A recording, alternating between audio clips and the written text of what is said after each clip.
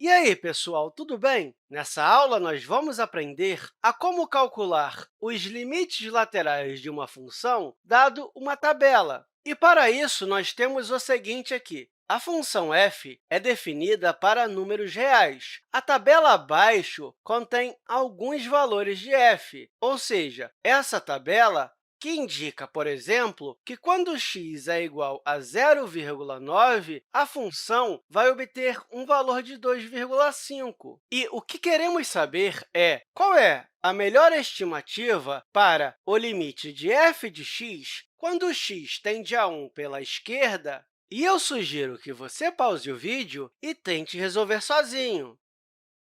Vamos lá, então. A primeira coisa que você tem que fazer é entender o que significa esse menos aqui depois do 1. Isso não significa menos 1, mas sim que o x está se aproximando pela esquerda. Ou seja, isso aqui significa o limite de f de x quando x se aproxima de 1 pela esquerda. Esse é o significado desse sinal de menos, ou seja, estamos nos aproximando de 1 com valores menores do que ele. E se tivesse um mais aqui, significaria que estamos nos aproximando do 1 pela direita, ou seja, nos aproximando dele através de números maiores. Agora que você entendeu isso, vamos olhar essa tabela e tentarmos nos aproximar do 1 pela esquerda. Note que os valores de x que estão à esquerda de 1 cada vez vão ficando mais próximos dele. E quando queremos saber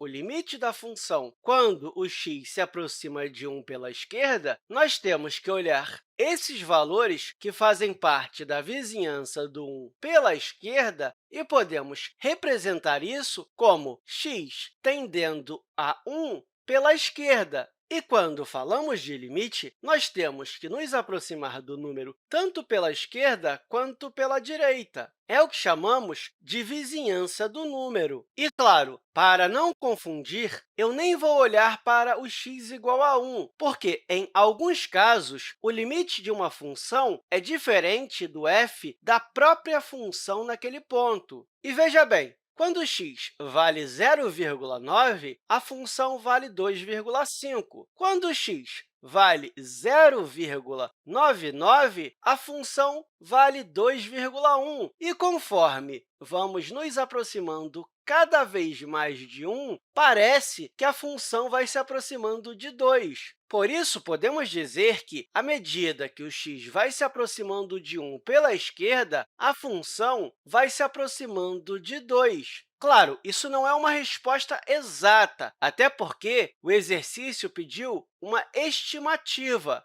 Pode ser, por exemplo, 2,01, 1,999, enfim, nós só queremos uma estimativa. Então, a estimativa desse limite, quando a função se aproxima de 1 pela esquerda, é 2. Vamos ver mais um exemplo? E temos aqui o seguinte. A função f é definida para números reais. A tabela abaixo contém alguns valores de f, ou seja, essa tabela. E queremos saber qual é a melhor estimativa para o limite de f de x quando x tende a menos 2 pela esquerda. Tome cuidado, aqui tem dois sinais de menos. Esse primeiro menos aqui, que é o menos 2, que indica que o x é igual a menos 2, e esse menos aqui, que está indicando valores à esquerda do menos 2. Ou seja, esses valores indicam que o x se aproxima do menos 2 pela esquerda. Isso quer dizer que, conforme vamos andando nessa direção, ou seja, nos aproximando do menos 2, a função vai se aproximando de algum valor. E que valor é esse? Quando x vale menos 2,05, a função vale menos 20. Quando x vale menos 2,01, a função vale menos 100. E quando vale menos 2,002, a função se aproxima de menos 500. Mas tome cuidado para não achar que o menos 500 é a melhor estimativa. Por quê? Se você perceber, toda vez que nos aproximamos do menos 2 pela esquerda, a função parece aumentar o seu valor infinitamente. Então, na prática, parece que essa função é ilimitada. E, por causa disso, como queremos uma estimativa para esse limite, podemos dizer que ele não existe ou, quem sabe, é infinito. Não dá para saber com precisão. E será que conseguimos determinar o limite de f de x agora com o x tendendo a menos 2 pela direita? Veja bem, à medida que vamos nos aproximando do menos 2 pela direita,